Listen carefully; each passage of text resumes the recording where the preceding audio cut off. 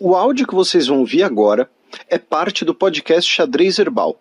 Caso vocês queiram ouvir mais sobre esse assunto e outros temas de política internacional, é só ir em xadrezherbal.com. Bem, passemos agora para o cheque, no qual eu e Felipe daremos uma volta pela bacia Indo-Pacífica, que concentra, mais da metade da população mundial. Biden recebe Modi em visita de Estado.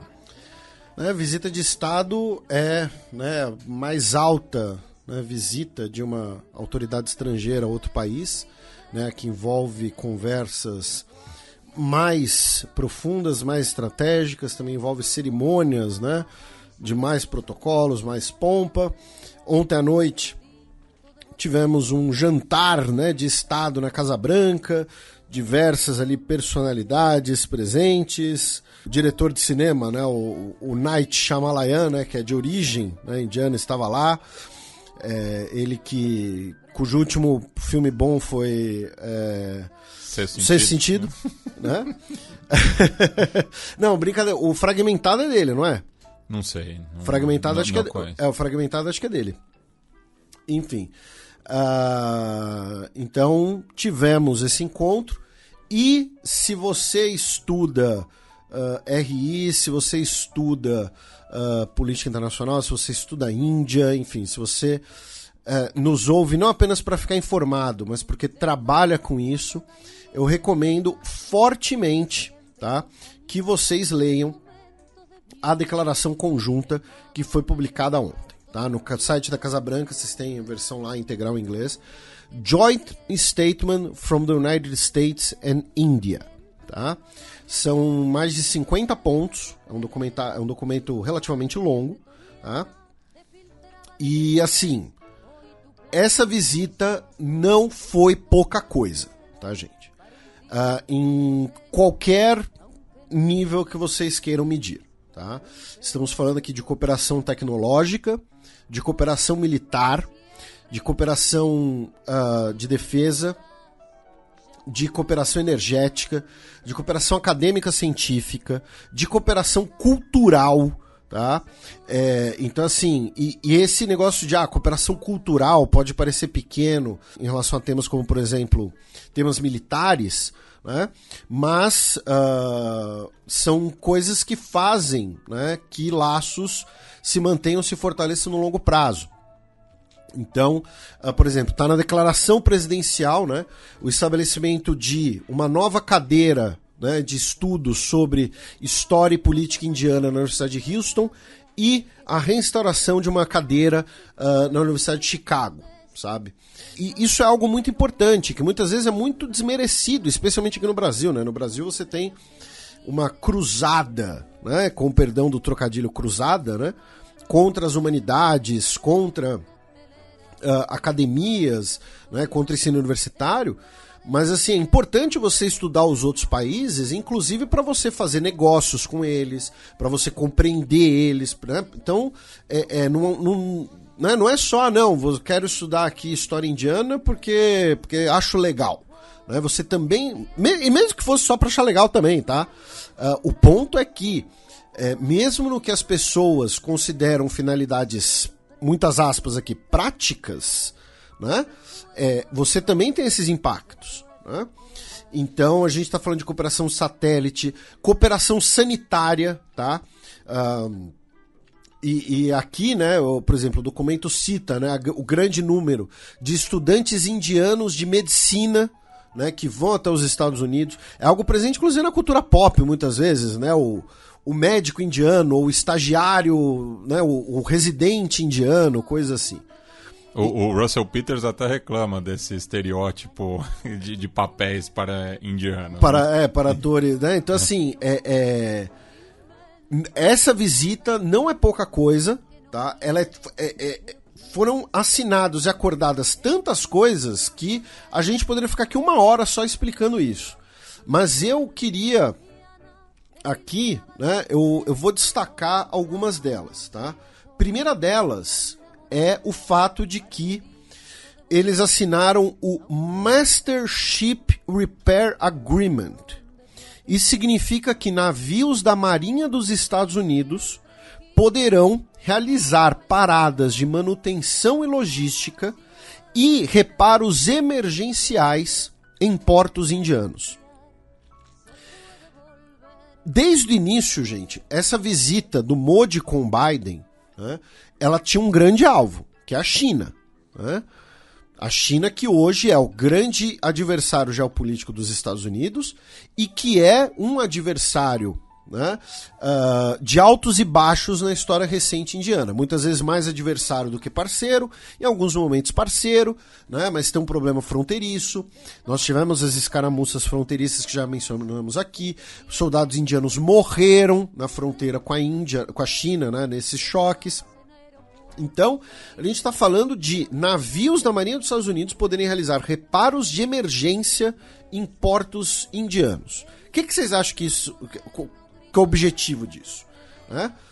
Outra coisa é o programa, a sigla, né, é INDUS-X, né? Indus, né, o rio Indo, né? US India Defense Acceleration Ecosystem, tá? 114 empresas envolvendo startups e grandes empresas tecnológicas dos dois países vão cooperar, tá, em questões de defesa, incluindo produção de semicondutores e tecnologias de inteligência artificial. A declaração também envolve princípios do uso da inteligência artificial, também envolve cooperação e investimentos na transição para fontes de energia renováveis na economia indiana, tá, incluindo aí a abertura de uma fábrica que vai produzir baterias de carros elétricos com investimento de 650 milhões de dólares. Tá? A Índia vai comprar drones, o MK9, né?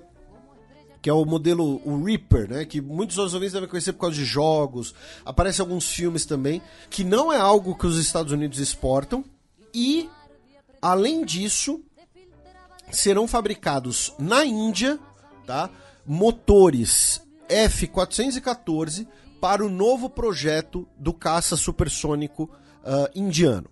Esse é um motor que os Estados Unidos também não costumam exportar. É o mesmo motor que equipa os caças Gripen, que são os novos caças da Força Aérea Brasileira. Tá? Então, assim, os Estados Unidos está fazendo concessões para a Índia, que não costuma fazer para aliados de fora da OTAN, em troca desses compromissos indianos, tá? Desse série de compromissos indianos. E, novamente, são fundos bilionários, diversas cooperações. A Índia também conseguiu que, na nota, o Paquistão seja citado, tá? O item 32º, na qual os dois países se comprometem a lutar contra o terrorismo. Aí citam grupos terroristas, inclusive grupos paquistaneses, e aí tem a frase, né?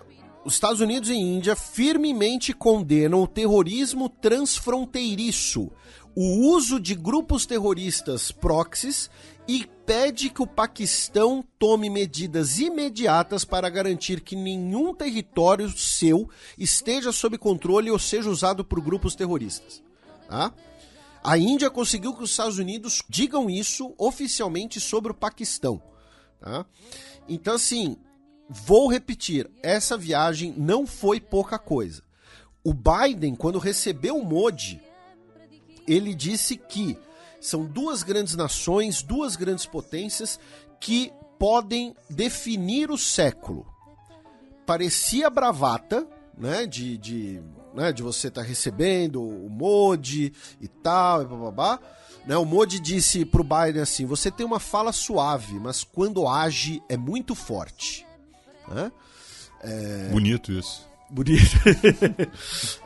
Jake Peralta diria title of a sex tape.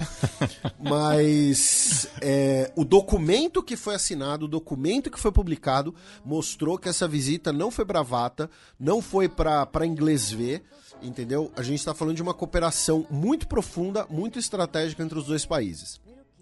E isso é talvez o grande mérito, né, o grande sucesso indiano nessas últimas décadas. Porque, vamos lembrar, a Índia, durante muito tempo, ela teve boas relações com a União Soviética, mas ela não teve um alinhamento com a União Soviética. Dizer isso é um erro, tá? É deturpar o conceito de alinhamento. E a Índia mantinha boas relações com outros países também. A gente já falou disso aqui algumas vezes e que a Índia mantém isso até hoje, né? Isso pode ser visto no seu suprimento de equipamentos militares. A Índia compra equipamentos militares dos Estados Unidos, da Rússia, dos britânicos, produz os próprios, da França. E o programa nuclear indiano, ele começa com cooperação dos Estados Unidos, né? A Índia assina com os Estados Unidos, durante o governo Eisenhower, a cooperação do programa que na época era chamado de Átomos para a Paz. Logo após a independência, né? Exatamente, menos de 10 anos da independência. E o programa Átomos para a Paz era um programa dos Estados Unidos que era basicamente o seguinte: os Estados Unidos ia cooperar com tecnologia nuclear pacífica e, em troca, os outros países se comprometeriam a não desenvolver armas nucleares. O que a Índia fez? Passou a mão na bunda dos Estados Unidos. Adquiriu tecnologias, adquiriu know-how nuclear, e aí chegou a hora, né? 1968, temos o Tratado de Não Proliferação Nuclear, a Índia não assina, ela encerra o programa Átomos para a Paz e em 75 realiza o seu primeiro teste nuclear. Então, assim, a Índia ela é muito boa, e isso é um mérito muito grande da diplomacia indiana, né, de manter esse não alinhamento e manter todas as suas opções abertas. E com isso, a Índia conseguiu, repito, concessões muito fortes, muito significativas dos Estados Unidos, em troca dessa cooperação econômica e desse apoio logístico e político contra a China, que hoje é visto como adversário em comum por esses dois países. Tá? E aqui é uma coisa que eu tô lendo um artigo sobre, né, que essa relação entre China e Índia, ela também tem uma variável, melhor dizendo, partidária. Né, que tem gente especulando que, caso o Congresso Nacional Indiano do Rahul Gandhi, né, vença as eleições, o que é improvável, mas é possível, né, se não teria uma reaproximação com a China. Né? Então o Modi, ele também está aproveitando uma janela de oportunidade, né, que daqui a pouco, né, poderia se perder. Então, assim, essa visita, você tem a pompa, você tem as declarações amigáveis, você tem, né, as declarações que parecem, né, exagero para a mídia, mas em substância também foi muito profunda. Tá? Repito, se você trabalha com isso, leia essa declaração, tá? Porque é uma cooperação assim completa. Você termina a leitura, você fala, meu Deus, o que ficou faltando aqui? Só faltou, sei lá, um amistoso de futebol. Né, combinarem, porque acho que é o único esporte que eles poderiam marcar, né? Tem cricket nos Estados Unidos? Acho que não, né? Eu acho que não, eles criaram beisebol justamente por isso. Né? Então assim, não sei se o quão intercambiável seriam os atletas dessas modalidades. Se um atleta de cricket seria um bom atleta de beisebol e vice-versa. Inclusive essa semana teve Índia e Paquistão pela Copa Sul-Asiática. Mandar um abraço pro meu amigo Vinícius Incrotti, que colabora com Fronteiras Invisíveis do Futebol e fica acompanhando esses amistosos. Na verdade não foi nem amistoso, foi pela Copa justamente, mas fica acompanhando aí o futebol de seleções e a Índia goleou por 4-0. Mas goleou? Não tem gol. Não, futebol. Ah, futebol? É. Ah, eu achei que você estava falando de cricket. Não, foi Copa Sul-Asiática de futebol. Então goleou. Foi a primeira visita de Estado, né, do Modi, né, a outro país, e acabou sendo, né, repito, muito produtiva, muito completa. Ele também aproveitou a visita para se encontrar com lideranças intelectuais, com lideranças de negócios, se encontrou com o Elon Musk, né, o dono do Twitter e da Tesla, que falou para o Modi, né, sobre atualizando, né, os projetos da Tesla na Índia. Né? Lembrando que hoje a principal rival da Tesla no ramo de carros elétricos é a China, justamente. Se encontrou com outras figuras políticas, enfim. E ele também falou perante uma sessão conjunta do Congresso. Segundo a Al Jazeera, o Modi entra numa categoria muito seleta, tá? Onde estão apenas, né, em números, né? Isso não é um comentário sobre a qualidade das pessoas, antes que alguém enche meu saco. Estão apenas Netanyahu, Isaac Rabin, Winston Churchill, Volodymyr Zelensky e Nelson Mandela, e agora Modi. né, como líderes internacionais que falaram perante uma sessão conjunta do Congresso 2 vezes. Inclusive, tem as imagens de quando o Sarney falou perante o Congresso e muita gente ficou fazendo piada lá com o inglês dele e tudo mais. Mas, enfim, era o período da redemocratização, né, o bigodão lá. E aí, Matias, acho que sobram 2 coisas pra gente comentar. A primeira delas, e aí depois a gente vai passar um pouquinho sobre algumas notícias indianas, inclusive, né? Aproveitando aqui pra dar uma roubadinha, né? A primeira delas é que o Modi, e a gente repercute isso há muito tempo, né? A Índia, ela tem sofrido uma deterioração de algumas das suas instituições democráticas. Ao ponto que a Economist, que é uma revista britânica liberal, né, uma revista completamente associada, né, às pautas de liberais históricas britânicas. Eles têm quase um panfleto. Eles têm, né, o índice da democracia, o Democracy Index, que você pode ter divergências metodológicas, mas é uma referência, né, que num primeiro momento pode servir, né, pode servir como justamente uma consulta rápida ali. E a Economist rebaixou a nota da Índia no Democracy Index. Virou um regime híbrido. Você tem lá as democracias completas, que, salvo engano, o único país das Américas que está em democracias completas, acho que é o Uruguai. Não, acho que é Uruguai e Canadá. Aí você tem as democracias falhas, aí os regimes híbridos. A Índia estava em democracias falhas, junto com o Brasil e junto com os Estados Unidos, salvo engano, né? E agora foi rebaixada, né, para regime híbrido, tá? E assim, o Joe Biden, ele organizou, né, a cúpula da democracia.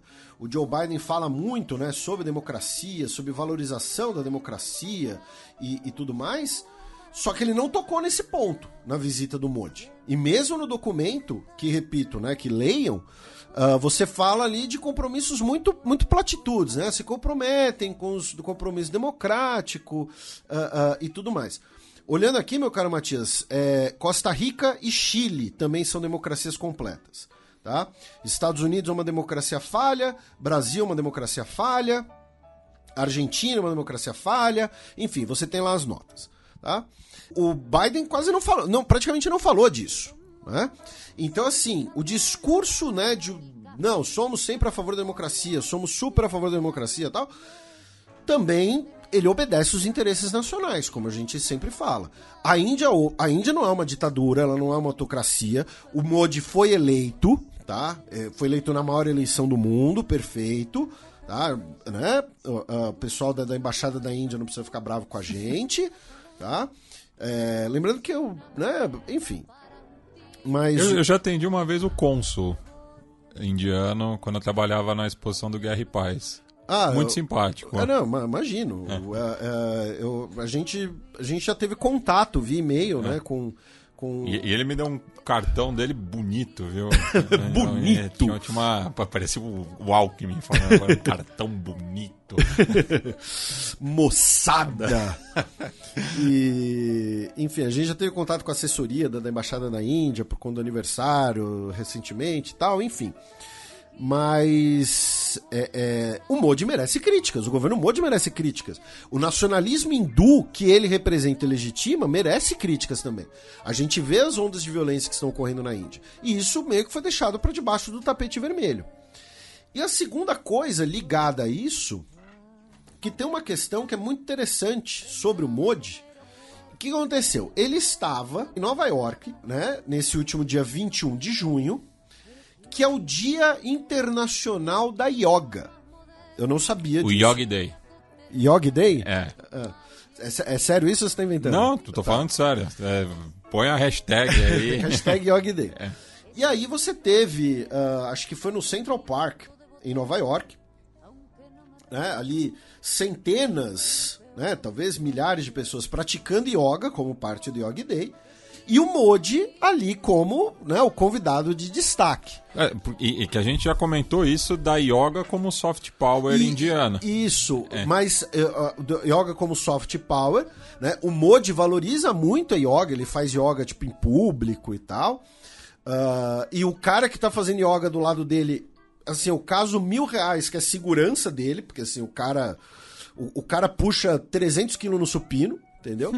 Mas enfim, o fato é, além de ser um soft power, né, como você mencionou, também agora tem a possibilidade, né, do yoga washing, né, que você, né, o mode valorizar a yoga, né, e a yoga que é ligada, né, também não apenas como um exercício físico, mas também como questões espirituais, questões respiratórias, né, é uma maneira de você dar uma açucarada nesse nacionalismo hindu, né, porque o mode valoriza a yoga por ser um produto, entre aspas, né, um fruto, melhor dizendo, da cultura hindu. Então, o quanto é soft power, né? Então, assim, né, uma questão cultural, uma questão genuína, e o quanto também não pode começar a ter aí um yoga washing. De servir como instrumento de propaganda. Exatamente, né? Não, e que serve também, né, por exemplo, pro turismo, né? Tipo, quantos ocidentais, aspas, né, vão para a Índia justamente para fazer uma jornada espiritual. Enfim, mas muito ligado justamente à popularização da yoga no dito mundo ocidental. Isso, né? E aí tem uma dosezinha de orientalismo também, né? Mas é que nem quando a gente estava falando do genocídio em Mianmar alguns anos atrás, e alguns ouvintes nossos ficaram chocados em saber que existem milícias de monges budistas, né? Então é aquela coisa, como assim, a gente violenta? Eu sou budista, gente violenta, eu faço yoga. Não, que nem os massacres de muçulmanos na Índia provocados por milícias hindus. Também, né? Então é uma abordagem interessante. Ainda sobre a Índia, meu caro Matias, né? 3 notícias, tá? Rapidinhas. Né? A primeira delas é que a Airbus, né? Agora uma empresa europeia, não estamos falando de uma empresa dos Estados Unidos, mas a Airbus fechou a sua maior encomenda da história. A Indigo, que é uma empresa aérea indiana, né, a Budget Airline, né, ou seja, a mais barata, né, daquelas que tentam passar as mais baratas, comprou 500 A320. Serão entregues entre 2030 e 2035, tá? 500 para uma empresa aérea, tá, gente? Esse é o tamanho, esse é o potencial da economia indiana. Tá? Vocês que estão nos ouvindo aí, que têm ligações com a Embraer, dê um jeito de vender aviões para lá também, tá? Não dá para se contar só com Dona Leila comprando o aeroporto, né? Ué, mas é verdade, ela comprou o aeroporto. Na verdade, ela comprou o avião para Crefisa e vai emprestar para Palmeiras. Outro sport washing aí. Total. Mas, enfim, não vamos falar nada aqui, porque, enfim...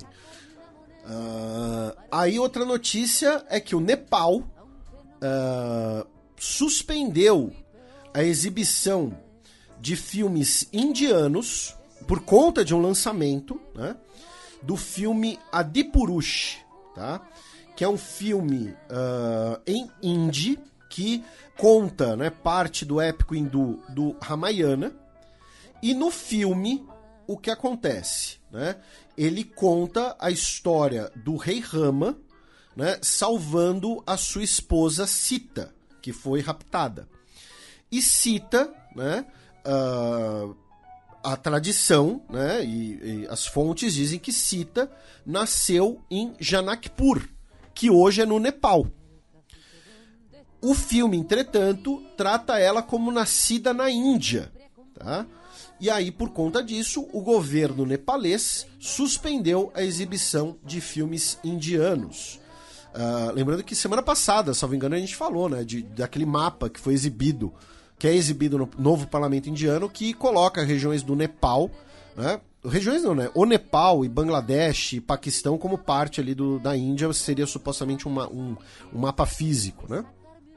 E, infelizmente, temos mais uma onda de calor na Índia, tá? Algumas regiões da Índia nessas semanas as temperaturas chegaram quase a 50 graus, tá? E tivemos o registro de pelo menos 130 mortes essa semana, derivadas do calor intenso, especialmente no norte, tá, do país. Especialmente na região de Uttar Pradesh. Tá? Lembrando que começou o verão no hemisfério norte. Né? Isso. E o Uttar Pradesh justamente fica na fronteira com o Nepal. Né? O Uttar Pradesh é o estado mais ao norte. Né? Um dos mais ao norte. Aí, meu caro Matias, a gente vai voltar para relações dos Estados Unidos, porém agora no caso das relações entre Estados Unidos e China. Tá? Porque no final de semana passado, o Antony Blinken, o secretário de Estado dos Estados Unidos, estava em Pequim. Ele se encontrou com o seu homólogo, o Xingang, também se encontrou com o Xi Jinping, embora esse encontro, né, tenha sido relativamente mais breve, né, foi um encontro de 35 minutos, até porque, né, assim, um é o presidente da China, o outro é o secretário de Estado, então também tem isso, né, por conta de protocolo, por conta desse simbolismo, você raramente vai ver o presidente de um país, de uma potência, né, tendo uma grande audiência com o ministro da outra. Enfim, o fato é que ambos, né, as autoridades chinesas e o Antony Blinken disseram que tiveram conversas muito francas, tá? Que foram conversas muito produtivas para diminuir as tensões, né, e para melhorar o diálogo e a cooperação entre os dois países. Tá? O Antony Blinken, inclusive, disse que o governo dos Estados Unidos, né, pede pela paz e estabilidade no Estreito de Taiwan, mas afirmou que o governo dos Estados Unidos não apoia, né, a independência unilateral de Taiwan. Também falaram de cooperação contra, né, no caso, Antony Blinken falando, né, de cooperação em relação a práticas econômicas injustas, né? Falaram também sobre cooperação tecnológica, enfim, disseram que as conversas foram ótimas, né? Foram importantes. O Xi Jinping, por sua vez, disse que as conversas representaram progressos e respeito entre Estados Unidos e China. Tá? Dizendo que as interações entre os dois países devem sempre se basear no respeito recíproco. E aí o que aconteceu? O Joe Biden, na terça-feira, dia 20, ele estava na Califórnia e ele disse assim, que o motivo do Xi Jinping ter ficado tão chateado sobre a derrubada do balão de espionagem chinês é porque ele não sabia que o balão estava ali. E isso é um grande constrangimento para os ditadores, quando eles não sabem direito o que aconteceu. Chamou Xi de ditador, na cara dura. O governo chinês, por sua vez, viu o porta-voz do Ministério das Relações Exteriores, disse que foi uma provocação política ridícula. Aí, o Joe Biden, ontem, quinta-feira, na conversa com a imprensa do lado do Modi, inclusive, eu não sabia disso, foi a primeira entrevista coletiva, livre, digamos assim, que o Modi deu nesse mandato, tá? Ele estava há anos sem dar uma entrevista coletiva, que não fosse uma entrevista, né, sentar com o jornalista, enfim, alguma coisa assim, em que você tem lá, né, a roda aberta e os jornalistas vão fazendo perguntas e tudo mais. E aí, perguntaram para ele, né, sobre a resposta chinesa. Ele disse que espera se encontrar com o presidente Xi no futuro breve, e eu não acho que terá nenhuma consequência real, e é algo que ele não vai mudar muito, né? Tipo, ele basicamente disse, olha, chamei mesmo de ditador, não vou mudar, e não vai ter consequência nenhuma, eu quero me encontrar com o Xi daqui a pouco, tá? Mas, enfim, né, os dois países, o Antony Blinken volta, fala, olha, a conversa foi ótima, a conversa foi muito legal, aí o Joe Biden fala, então, aquele ditador ficou constrangido, né? Então, Teve outra do Joe Biden, né? Que você até tweetou, que ele mandou um God Save the Queen do nada, num comício. E quase caiu. Do nada ele mandou God Save the Queen. Aí ele disse que estava se referindo a alguém que estava na plateia, enfim. Eu vou expor o Matias aqui, porque foi muito bom. O Matias disse que o Joe Biden ele está cada vez mais parecido com o Jim Carrey imitando o Joe Biden. E foi muito genial isso. E pra gente fechar essa parte China com Estados Unidos, em Nova York, 3 pessoas foram condenadas, tá? Por diversas queixas criminosas em um caso de assédio, tá? A um expatriado chinês, tá? Um homem chamado Xu Jin, que reside em Nova York. Ele era um funcionário do governo chinês, tá? E hoje mora em Nova York. E ele teria sido espionado e assediado por 2 cidadãos chineses e um cidadão dos Estados Unidos chamado Michael McMahon, que agora é um investigador privado e era sargento da polícia de Nova York. E ele foi condenado, né, também por diversas, né, queixas como assédio, entrar na casa da pessoa ilegalmente, enfim. Então, essas 3 pessoas foram condenadas. Aí agora a gente vai, né, passar por notícias dos países propriamente ditos, começando pelos Estados Unidos, já que o Matias trouxe a notícia que o Daniel Ellsberg faleceu aos 92 anos, ele que foi um dos responsáveis pelo vazamento de documentos do Pentágono durante a Guerra do Vietnã. Mais precisamente em junho de 1971, ele que era um ex-servidor do Departamento de Defesa, além de ter trabalhado também na Rand Corporation, né?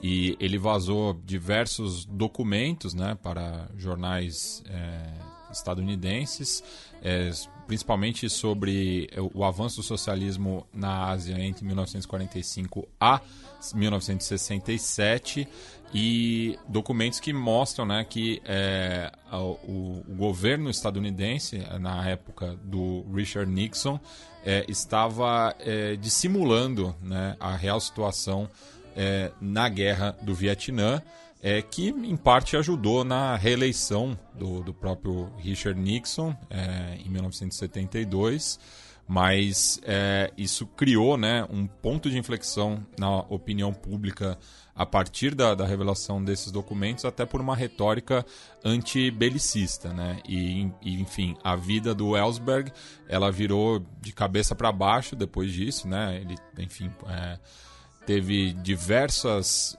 quebras, né, de questões de privacidade em relação a ele, inclusive na clínica de terapia que ele frequentava, né, o que é proibido por lei, né, porque viola o sigilo do paciente, enfim. Mas foi uma pessoa fundamental aí para a mudança, né, de percepção de uma das guerras mais longevas que os Estados Unidos se envolveu. Falando em guerras longevas que os Estados Unidos se envolveu, né, o New York Times revelou essa semana que o governo dos Estados Unidos tem uma mini força-tarefa para ficar bloqueando números de WhatsApp do Talibã, né, já que o Talibã usa o WhatsApp como instrumento de governo, né? Quem nunca tomou uma decisão profissional usando o WhatsApp, atira a primeira pedra. Eu e o Matias, a gente combina tudo pelo WhatsApp, inclusive. Tirando quando o Matias resolve me ligar e me mata do coração, né? Porque assim, o Matias, às vezes, ele liga, porque sei lá, porque ele tá andando na rua, aí ele liga pra perguntar se... Porque ninguém mais liga, né? Isso, qual é a hora, mano? E aí quando eu vejo que tem alguém me ligando, a minha cabeça sempre vai por, tipo, aconteceu alguma notícia ruim, alguma tragédia. E não, era só pra combinar o horário de gravação. Mas então o WhatsApp no Afeganistão tá sendo bloqueado. O governo Biden nomeou o presidente do conselho do Google, né, o John Hennessy, como parte do seu conselho de desenvolvimento de semicondutores de nova geração. Isso vai dar super certo, né? O projeto resultante vai se chamar Skynet.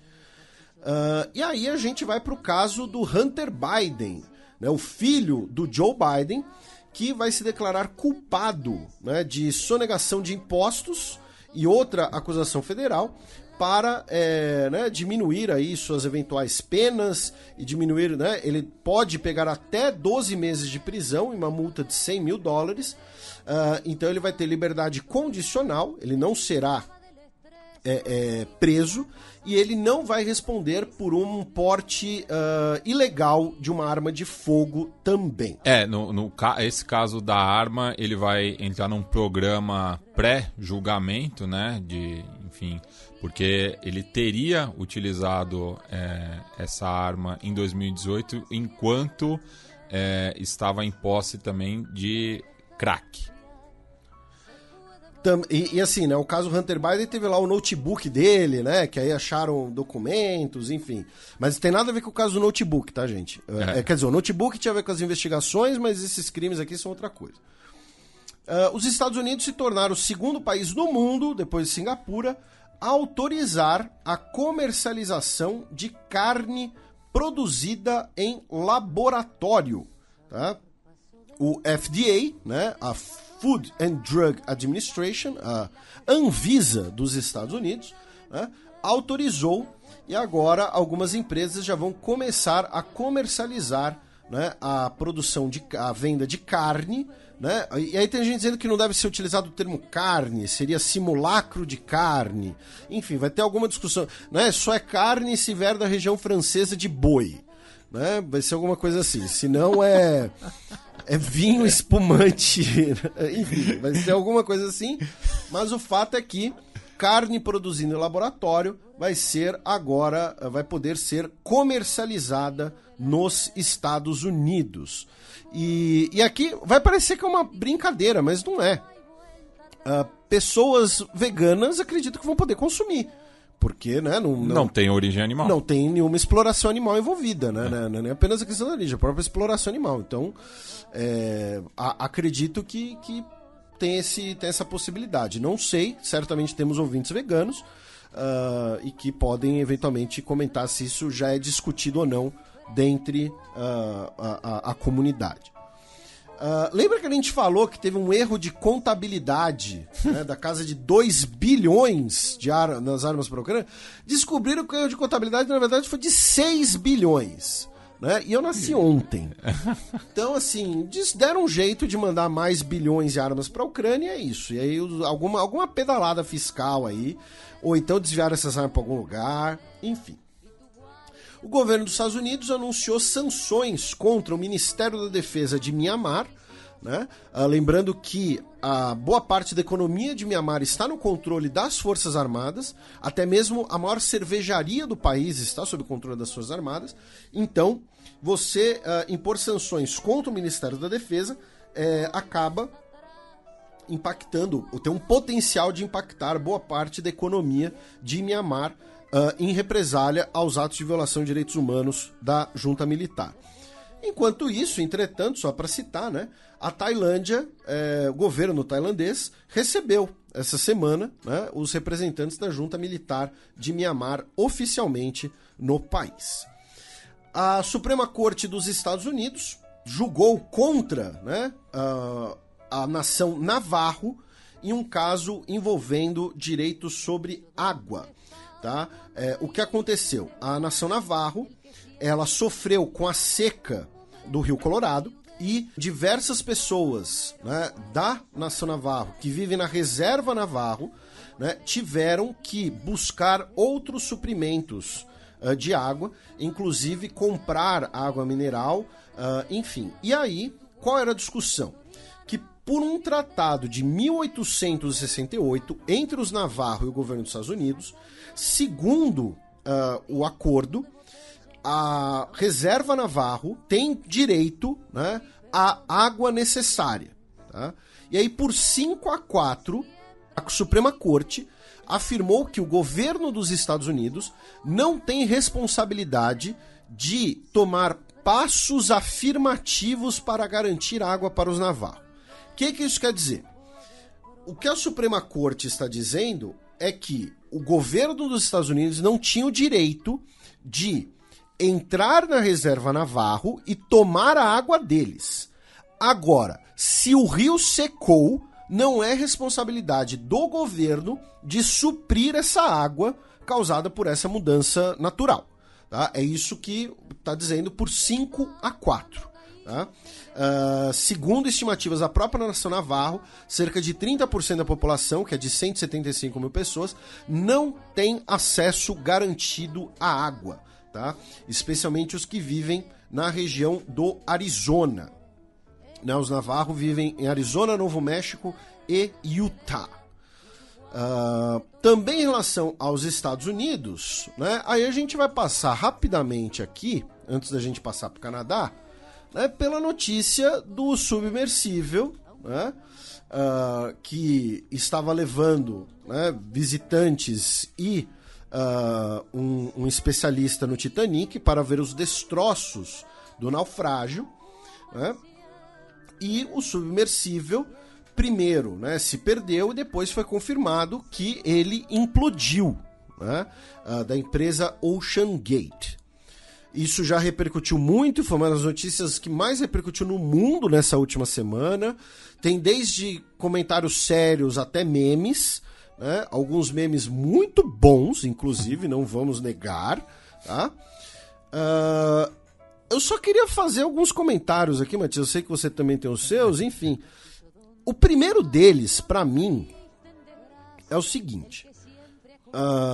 O James Cameron, né, que você já citou aqui nesse programa, ele já visitou os destroços do Titanic mais de 30 vezes. A empresa dele localizou os destroços do encoraçado Bismarck. Ele já visitou o ponto mais fundo da Terra, lá na Fossa das Marianas. Você vê os equipamentos que a empresa dele usa ou desenvolveu, inclusive equipamentos de origem soviética. Tá? O nosso querido Rodrigo Inhaes comentou isso lá no Twitter, né, que os soviéticos desenvolveram muitos submersíveis por conta ali da exploração no Ártico e tal.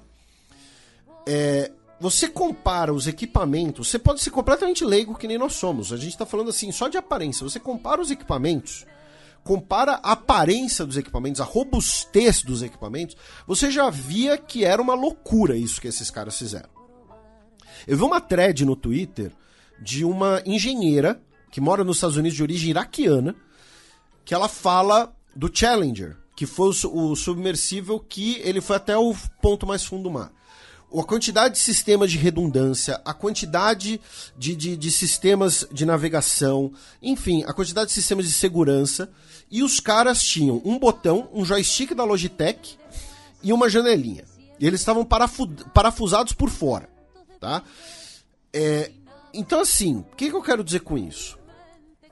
Qualquer um de nós que já tenha ido à praia, ou que tenha família de cidades litorâneas, né? Eu tenho família materna de uma cidade litorânea no Brasil. Uma das primeiras coisas que você ouve, eu inclusive, eu tenho um tio que morreu afogado, eu não o conheci, foi antes de eu nascer. Eu quase morri afogado. Você? No Guarujá. Quantos anos você tinha? 7. Esse meu tio, ele tinha 14. E o meu pai sempre dizia pra mim, meu pai morre de medo no mar, até porque foi criado longe. Uhum. Ele sempre dizia, quando eu viajava, que mar não é piscina. Então, você leu minha cabeça. Quando você começa a frequentar o mar, uma das coisas que você mais ouve são variações dessa frase do pai do Matias, é a frase respeita o mar, né? Não se mete a besta no mar, sabe? É uma das maiores forças da natureza. E esses caras não respeitaram o mar. Eu não tô nem falando do fetiche pelo Titanic, de ser... até porque um deles lá era estudioso mesmo, já tinha visitado os destroços várias vezes. Cara, o James Cameron já foi mais de 30 vezes pros destroços do Titanic, isso é muito doido. Então, assim, o primeiro disso é isso, cara. Eles não respeitaram o mar. E eu acho que as pessoas, elas não têm muita noção do quão complicado é essa situação. Os destroços do Titanic, gente, eles estão a quase 4.000 metros de profundidade, 3.800 metros.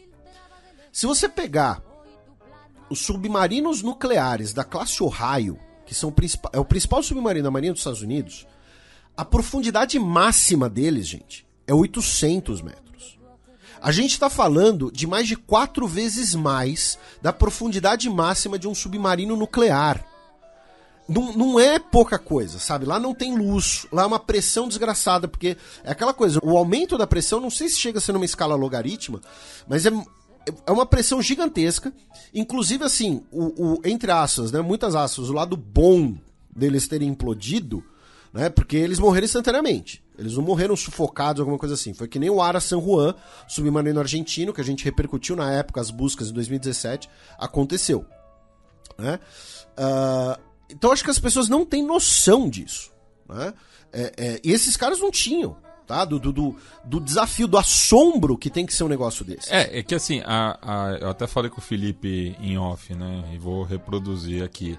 Que a mistura de dinheiro com arrogância é fatal. Exatamente. Isso é genial. E aí o que acontece? O cara desenvolveu o submarino, não vai ter sistema de redundância para reduzir custos, não vai passar pelas organizações de Estado porque são exigências absurdas, né? Porque a ideia de que a fiscalização do Estado é desnecessária, né? Ela freia o empreendedorismo. Freia o empreendedorismo, esse tipo de coisa. Aí os caras falam, eu não sei se é verdade, mas que eles estavam parafusados por fora. Gente, o parafuso, tá? A pressão d'água no nível do Titanic, ela distorce até aço da maior qualidade.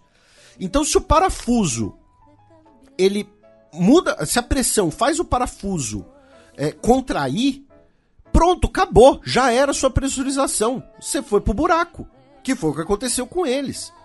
Entendeu? Então, assim, são umas coisas que é de uma idiotice, é de um desrespeito à natureza que eu não consigo sequer mensurar direito. E aí eu queria aproveitar 2 esclarecimentos que algumas pessoas comentavam, né, e tal. Muita gente falava, não tem nenhum GPS lá. GPS não funciona debaixo d'água, tá, gente? Comunicação com o submarino é muito complicada. Isso é um desafio tecnológico, logístico. Os Estados Unidos desenvolveu uma espécie de modem para os submarinos deles, que é uma tecnologia super secreta, tá? Mas isso é uma coisa muito complicada e a gente já falou várias vezes aqui de questões submarinas e tal, e a segunda delas, né, a primeira do GPS, segundo, não era um submarino, tá? Submarino é um veículo autônomo, aquilo é um submersível, que não é autônomo, tá? Aí vem os caras falar o discurso da empresa, né? De que eles eram pioneiros na exploração. Não eram pioneiros de coisa nenhuma. Eles eram gananciosos, isso sim. Sabe? Pioneiros são os caras, por exemplo, o Picard, que inspira o nome do capitão de Star Trek, né? Que mergulhava naqueles batiscafos do início do século XX. Aquelas coisas gigantescas, mas que respeitavam o mar, respeitavam a natureza. Enfim. Então é isso. Eu ouvi dizer que teve muita gente que riu do tweet dizendo que eles foram de My Heart Will Go On. E esse encantamento com o Titanic é muito curioso, né? É muito interessante, assim, do ponto de vista até mesmo antropológico, assim. Claro, o filme ajuda muito, mas sabe, o filme já tem 25 anos, gente. Né? Então, isso é curioso também. Enfim. Dos Estados Unidos nós vamos para o Canadá, meu caro Matias, onde um dos principais líderes Sikh do país, o Hardeep Singh Nijjar, que chefiava o templo de British Columbia, foi assassinado, tá? A tiros. Lembrando que semana passada a gente falou que repercutiu mal uma parada Sikh no Canadá, né? Uma parada, um desfile, né? Não uma coisa na gíria. Não é uma gíria, É uma parada Sikh aí. Que retratava o assassinato da Indira Gandhi. E aí agora o cara apareceu assassinado, né? Então, de ficar de olho. Também em relação ao Canadá, o parlamento canadense aprovou a lei que obriga as Big Techs, como Meta e Google, a remunerarem as empresas, os veículos de imprensa, pela circulação de notícias. Em represália, a empresa Meta, né, do Zuckerberg, que outra coisa patética, quer fazer a rinha de bilionário, né, entre Zuckerberg e Elon Musk. Era só o que me faltava. Eu pago pra não ver. Exatamente, eu pago pra não ver. Mas o Zuckerberg, que é dono do Facebook, do Instagram e tal, disse que não vão mais circular notícias no Canadá. E também no Canadá, nesse final de semana agora, teremos eleições para prefeito de Toronto, né, já que o ex-prefeito, o John Tory, renunciou, né, devido a um escândalo sexual ali durante a pandemia, né, ele teve um caso durante a pandemia, e agora vamos ter a eleição, mas que é uma eleição para terminar o mandato, tá? Não vai começar um novo mandato agora. É para terminar o mandato do John Tory, que renunciou, que vai até 2026, né? O mandato estava relativamente no começo. E também no Canadá, no último final de semana, nós tivemos 4 eleições distritais para substituir parlamentares que ou renunciaram ou faleceram, mas nenhuma delas resultou em troca de partido, tá? Onde o Partido Conservador tinha sido eleito, manteve, e onde o Partido Liberal tinha sido eleito, manteve também. Do Canadá, nós vamos para o Japão, tá? Já que o parlamento japonês publicou um relatório, resultado do trabalho de uma comissão da verdade, digamos assim, um relatório de 1.400 páginas que analisou a política de esterilização forçada, né, que vigorou entre 1948 e 1996 sob a lei da eugenia japonesa, tá? Dizendo que 16.500 pessoas foram esterilizadas sem consentimento, sob a justificativa de impedir o nascimento de descendentes de baixa qualidade. Tá? Essa era a terminologia utilizada. E, além dessas 16.500 pessoas, outras 8.000 pessoas foram esterilizadas com consentimento. E, dentre as pessoas esterilizadas, estavam centenas de menores de idade, né, que muitos deles não tiveram seus dados revelados, e a menor idade registrada nessa política foram um menino e uma menina que tinham 9 anos de idade quando foram esterilizados por essa lei absurda japonesa. Eu espero que o governo japonês tenha que pagar indenizações gigantescas para essas pessoas. Do Japão, nós vamos para a Península Coreana, já que o governo da Coreia do Sul, via o seu Ministério da Educação, anunciou que vai modificar, né, o que seria o Enem da Coreia do Sul, tá? Ou o vestibular nacional, né, que é o teste de habilidade escolástica universitário, tá? Traduzindo o nome. E essa reforma vai ser para retirar o que consideram que são questões elitistas, tá? Porque a prova ela não cobra apenas o conteúdo do currículo escolar, mas ela também cobra outros conteúdos que são ministrados normalmente só por escolas privadas. E isso acaba favorecendo pessoas, né, estudantes que têm origem familiar com mais dinheiro, tá? Então, a ideia é tornar o acesso ao sistema público de educação superior mais universal, disse o ministro da Educação, Lee Yo-hu. Tá? Então, lembrando que o governo da Coreia do Sul é um governo conservador e tomou uma decisão dessas. Então, é algo também interessante ser registrado nessa questão partidária, porque normalmente você não pensaria nessa associação, e a decisão corretíssima e demoraram até demais.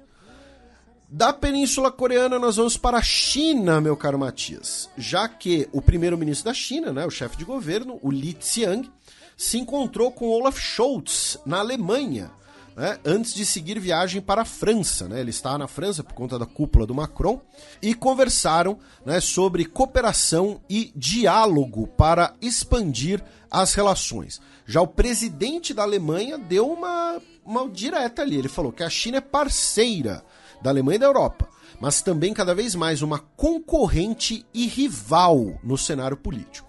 Né? Amigas e rivais. Mais que amigas, friends.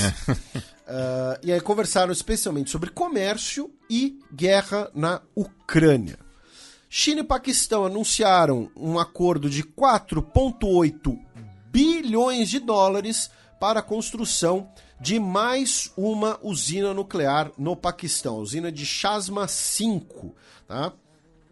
O Paquistão já tem diversas usinas nucleares, a maioria delas com tecnologia chinesa também, tem com tecnologia dos Estados Unidos, e agora será construída mais uma usina em parceria com os chineses.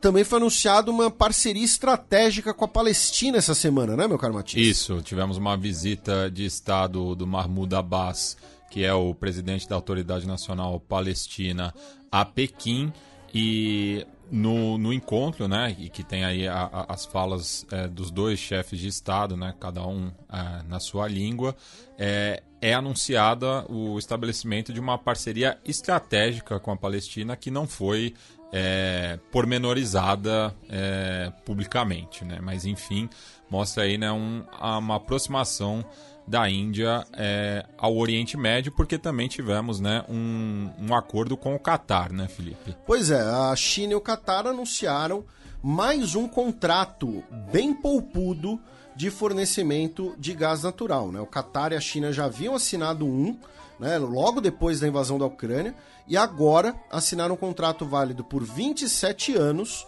né, entre a China National Petroleum Corporation, né, e o governo do Catar para suprir aí milhões de toneladas, né, de gás natural por ano. Falando em gás, infelizmente, tivemos uma explosão numa churrascaria em Ningxia, tá, que deixou pelo menos 31 pessoas mortas e ordenou uma política nacional de revisão das condições de segurança em grandes restaurantes, já que o incidente aconteceu inclusive na véspera de um dos principais feriados, né, na China, em que milhões de pessoas viajam, vão a restaurantes, enfim. Também em relação à China, a Zâmbia anunciou, tá, que vai refinanciar a sua dívida externa. O que acontece? O presidente de Zâmbia, né, o Hakainde Hichilema, ele está na França para a cúpula do Macron, e a França vai refinanciar a dívida externa de Zâmbia com a China. Tá? Vão ser França, África do Sul, Reino Unido, Israel e Índia que vão refinanciar a dívida de Zâmbia, que com a China é na casa dos 4 bilhões de dólares. E finalmente, a gente falou, né, de ondas de calor, Beijing registrou a sua maior temperatura para o mês de junho, né? Eu falei Beijing porque eu tô lendo em inglês, tá, gente? Desculpa. Pequim, né, registrou uma temperatura de 41 graus Celsius essa semana. É a maior temperatura para a capital chinesa em um mês de junho. E agora a gente vai para a Oceania com uma notícia, primeiro, assim, que parece coisa, né? O Matias que percebeu. Parece aquelas pegadinhas contra narrador esportivo, né? Uma senadora australiana, tá, que serviu nas Forças Armadas, né, da Austrália. O primeiro nome dela é Jaque, tá? O sobrenome, o nome dela é Jacqueline Louise Lambie. E aí ela é mais conhecida como Jaque espaço